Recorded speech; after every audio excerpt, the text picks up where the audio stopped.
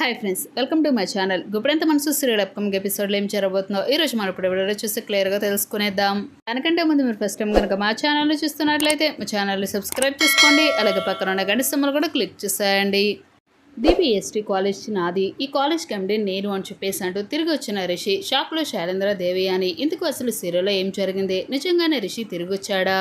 తిరిగి వచ్చిన Rishi DBST college ఎండి పదవిని తీసుకోవడంతో మరి శైలేంద్ర ఏం చేయబోతున్నాడు? ఇవన్నీ కూడా మీరు క్లియర్గా తెలుసుకోవాలి అనుకుంటే ఈ వీడియోని ఎక్కడ స్కిప్ చేయకుండా ఎండింగ్ వరకు చూసేయండి. అప్పుడే మీకు క్లియర్గా అర్థమవుతుంది. అలానే మా వీడియోని ఇప్పటివరకు కనుక లైక్ చేయనట్లయితే వెంటనే ఒక లైక్ చేసేయండి. సరేనండి, సీరియల్ ఏం చేయబోతుందో ఇప్పుడు చూసి తెలుసుకుందాం. ఇక మొత్తం మీద కనుక చూసుకున్నట్లయితే DBST కాలేజ్ను వదిలేసి వెళ్ళిపోతున్న వస్తారా మీద శైలేంద్ర అయితే రౌడీలతో అటాక్ చేయించడంతో ఆ రౌడీల నుంచి వస్తారానైతే రిషి రక్షించడం జరుగుతుంది. ఇలా రిషి రౌడీలను కొట్టే క్రమంలో వస్తారానైతే రిషికి తెలియకుండా తీసుకుని వెళ్లి మళ్ళీ వేరే చోట కిడ్నాప్ చేసి దాచిపెడతారు. ఇలా వస్తారాన్ని వెతుక్కుంటూ వెళ్లిన వస్తారా జాడ రిషికి తెలియడంతో రౌడీలందరినీ కూడా చితకబాది వస్తారానైతే రక్షిస్తాడు.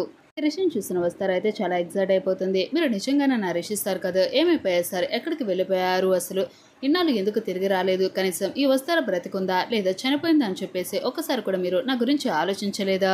ప్రాణమైన DBST కాలేజెస్ లో ఎంత ప్రమాదంలో ఉందా తెలుసా అని చెప్పేసి అంటూ వస్తారైతే రిషి గురించి మాట్లాడుతూ ఉంటుంది. కానీ రిషి మాత్రం ఏమీ మాట్లాడకుండా వస్తారా వంక అలానే మౌనంగా చూస్తూ ఉంటాడు.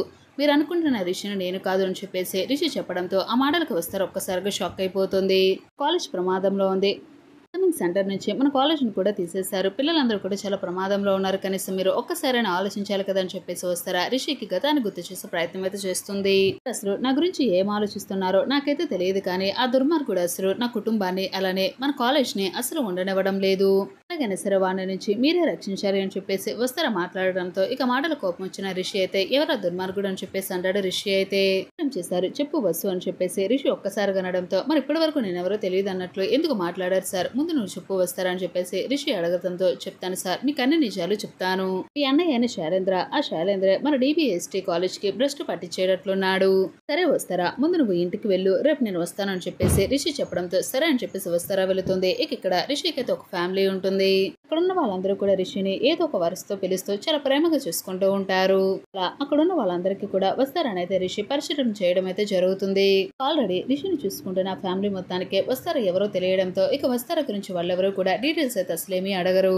నైట్ అయితే ప్రశాంతంగా పడుకుంటారు. మరుసటి రోజు అయితే మార్నింగ్ అవుతుంది. వస్తారా అయితే లేస్తుంది. వస్తారాకి ఇష్టమైన డ్రెస్ అయితే రిషి అయితే అక్కడ ఒకటి పెడతాడు. వెంటనే వస్తారా లేచి రెడీ అవుతుంది. రిషిని వెతుక్కుంటుంది. రిషి కనిపించకపోవడంతో రిషి సార్ ఎక్కడికి వెళ్లారని చెప్పేసి ఇంట్లో వాళ్ళందరినీ కూడా అడుగుతూ ఉంటుంది. వస్తారా వచ్చి చూస్తుంది. బయట ఒక కారు కనిపించడంతో వస్తారా షాక్ అవుతుంది. ఈ కారు రిషి సార్ కదా అని చెప్పేసి అనడంతో అవును ఈ కారు రిషిదే. రిషి సార్ అసలు ఏమైపోయారు, ఎక్కడికి వెళ్ళిపోయారు, నాకు తెలిసి నిజంగా DBST కాలేజ్ కి వెళ్ళుంటారు రిషి సార్, ఎందుకంటే నిజాన్ని తెలుసుకున్నారు కాబట్టి అసలు ఊరుకోరు. నేను కూడా వెళ్ళాలి అని చెప్పేసి ఇంట్లో వాళ్ళందరికీ చెప్పేసి ఒక స్టూడెంట్ లాగా రెడీ అయ్యి మొహానికి స్కార్ఫ్ కట్టుకొని వస్తారైతే కాలేజ్ కి అయితే వెళ్తుంది. ఇక DBST కాలేజ్ లో అంతా కూడా చాలా హడావిడిగా జరుగుతూ ఉంటుంది.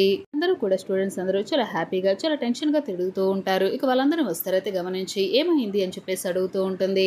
సార్ తిరిగి వచ్చేసారు మేడం, అంతేకాదు మన కాలేజ్ ని ఎగ్జామ్ సెంటర్ కు కూడా మార్చారు, నాకు చాలా సంతోషంగా ఉంది అని చెప్పేసి స్టూడెంట్స్ అందరూ కూడా చాలా హ్యాపీగా వస్తారకైతే చెప్తూ ఉంటారు. DBST కాలేజ్ లో రిషి రావడంతోనే మీటింగ్ అయితే కండక్ట్ చేస్తాడు. ఇక నేనే రిషిని అని చెప్పేసి ఆమెకి కూడా పరిచయం చేసుకుని అందరితో కూడా మాట్లాడుతూ ఉంటాడు రిషి అయితే. ఇక అదంతా చూసిన వస్తారైతే చాలా హ్యాపీగా ఫీల్ అవుతుంది. ఎందుకంటే వస్తారా ఇంటి దగ్గర నిద్ర లేచి చూసే లోపలే రిషి అయితే కాలేజ్ కి రావడం, జరిగిందంతా చూసుకోవడం, చేయాల్సిన పనులన్నీ కూడా చకచకా చేసేస్తూ ఉండడం చూసిన రిషిని అయితే వస్తారా చాలా హ్యాపీగా ఫీల్ అవుతుంది. అందరితో కూడా రిషి అయితే మాట్లాడుతూ ఉంటాడు. నేనే వస్తారని ఎండి సీట్ లో కూర్చోబెట్టాను. DBST కాలేజ్ ఎండి పదవిలో నుంచి ఆ స్థానం నుంచి వస్తారని తప్పించడానికి ఎవరికి కూడా అధికారం లేదు. నేనే ఆ సీట్ లో కూర్చోబెట్టాను కాబట్టి ఆ సీట్ నుంచి దించే అధికారం మాత్రం నాకే ఉంది. అప్పటి వరకు వస్తారా ఆ సీట్ లో కూర్చుంటుంది. మీరందరూ ఎందుకు అసలు వస్తారని అంతలా బాధ పెడుతున్నారు, తన మాట అసలు ఎందుకు వినిపించుకోవడం లేదు, ఎవరు ఎలాంటి వాళ్ళు అన్ని విషయాలు కూడా నాకు తెలుసు అని చెప్పేసి మీటింగ్ లో అందరితో కూడా మాట్లాడేసి వచ్చేసిన తర్వాత రిషి అయితే తన క్యాబిన్ లో కూర్చొని ఆలోచిస్తూ ఉంటాడు. రిషి మాటలకి షాక్ అయిపోయిన శైలేంద్ర ఏం చేయాలో అర్థం కాదు. ఇక వెంటనే రిషి ఒక్కడే ఉన్నాడని చెప్పేసి అనుకున్న శైలేంద్ర అయితే రిషి దగ్గరికి వచ్చి రిషి నువ్వేనా తిరిగి వచ్చావని చెప్పేసి అంటాడు. అన్నయ్య నేను తిరిగి రాననుకున్నావా, లేకపోతే రాలేను అని చెప్పేసి అనుకున్నావా? కాదు నాన్న రిషి, ఏమైపోయావా అని చెప్పేసి అలా మాట్లాడుతున్నాడు శైలేంద్ర. ఇన్నాళ్ళు ఎక్కడికి వెళ్ళిపోయావు అని చెప్పేసి అంటూ దేవేని శైలేంద్ర మాట్లాడుతూ ఉంటే, చూడండి పెద్దమ్మ, ఈ కాలేజ్కి బాస్ నేనే. ఈ డివిఎస్టీ కాలేజీ ఎండి పదవుల స్థానంలో కూర్చోవాల్సింది నేను, లేకపోతే నా భార్య. ఎవరికి కూడా అధికారం లేదు. నాకు కోపం వస్తేనే అసలు ఎంత దూరమైనా వెళ్తానని నీకు బాగా తెలుసు అని అంటూ రిషి అలా మాట్లాడడంతో రిషి మాటలకు దేవి అని ఒక్కసారిగా షాక్ అయిపోతుంది. వస్తాను అన్నయ్య, త్వరలో అన్ని సాక్ష్యాధారాలు సంపాదించి అప్పుడు నేను తిరిగి వస్తాను. సుధారాన్ని మాత్రం ఏదైనా చేయాలి అని చెప్పేసి మీరు గనక ఆలోచిస్తే ఒక్కసారి నన్ను తలుచుకోండి. నేను ఒక బ్రతికి ఉన్నానన్న విషయం మీరు బాగా గుర్తుపెట్టుకోండి అని అంటూ శైలేంద్ర దేవేనలకు వార్నింగ్ ఇచ్చినట్టుగా మాట్లాడటంతో రిషి మాటలకు శైలేంద్ర అయితే వణికిపోతూ ఉంటాడు. నాన్న రిషి, అది కాదు నాన్న అని చెప్పేసి దేవి అని మాట్లాడటంతో, వద్దు పెద్దమ్మ, ఇప్పటి వరకు మీరు చూపించిన ప్రేమ చాలు. నా మీద చూపిస్తున్నది నిజమైన ప్రేమ లేదు, అది మీకు బాగా తెలుసు. మిమ్మల్ని ఏమీ అనలేను, ఎందుకంటే చిన్నప్పటి నుంచి నన్ను మీరు పెంచి పెద్ద చేశారు. మీద పెంచిన ప్రేమ నాకు ఇప్పటికీ ఉంది అని నా భార్య విషయంలో, అలానే డిబిఎస్టీ కాలేజ్ విషయంలో నేను వెనక్కి తగ్గేదే లేదు. గురించి అన్ని సాక్ష్యాధారాలు సంపాదించిన తర్వాతే నేను మళ్ళీ తిరిగి కాలేజ్ లో అడుగు పెడతాను. ఇప్పటి వరకు మీరు వస్తారని చాలా జాగ్రత్తగా చూసుకోవాలి, లేకపోతే వస్తారకి ఏదన్నా బాధ కలిగిన చిన్న గాయమైన నేను మాత్రం మిమ్మల్ని అసలు వదిలిపెట్టాను అని అంటూ దేవేని శైలేంద్రకు వార్నింగ్ ఇచ్చేసి అక్కడి నుంచి రిషి అయితే బయటకు వచ్చేస్తాడు. ఇక రిషి మాటలకు దేవేని శైలేంద్ర ఏం చేయాలో తెలియక అలా టెన్షన్ పడిపోతూ ఉంటారు. బయట వస్తారా నిలబడి ఉండడంతో వస్తారని చూసిన రిషి అయితే వస్తారకు తెలియకుండానే ఇక్కడికి వద్దాము అని చెప్పేసి అంతా కూడా క్లియర్ చేద్దాం అనుకున్నారు. కాకపోతే వస్తారకు అంతా తెలిసిపోయింది. రిషిని చూసిన వస్తారైతే మీరు అసలు రిషినే కాదు అని చెప్పేసి ఎన్నోసార్లు మాట్లాడారు, మరి ఎందుకు ఇప్పుడు ఇదంతా చేస్తున్నారని చెప్పేసి వస్తారా అడగడంతో నీకోసమే వస్తారని చెప్పేసి అంటాడు రిషి అయితే. ఇప్పుడు వస్తారా, ఇప్పటి వరకు నేను బ్రతికే ఉన్నాను అని చెప్పేసి నువ్వు చాలా బలంగా నమ్మావు, నాకు సంతోషంగా ఉంది. కాకపోతే నేను మాత్రం ఇక్కడ నేను రిషి సార్గా ఉండలేను. నేను ఇక్కడికి తిరిగి మళ్ళీ రావాలి అంటే నాకు కొన్ని సాక్ష్యాధారాలు కావాలి. అవన్నీ సంపాదించిన తర్వాత నేను మళ్ళీ రిషేంద్ర భూషణ్ గా ఇక్కడికి అడుగు పెడతాను.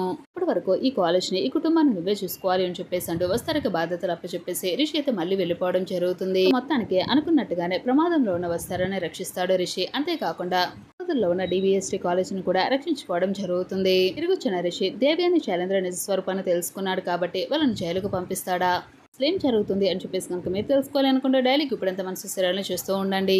వీడియో నచ్చినట్లయితే లైక్ చేయండి. అలానే గుప్పెడంత మనసు సీరియల్ అప్కమింగ్ ఎపిసోడ్లో ఏం జరగబోతుందో మీరు డైలీ తెలుసుకోవాలనుకుంటే వెంటనే ఛానల్ సబ్స్క్రైబ్ చేసుకోండి. అలాగే పక్కన ఉన్న గంట సింబల్ కూడా క్లిక్ చేసేయండి.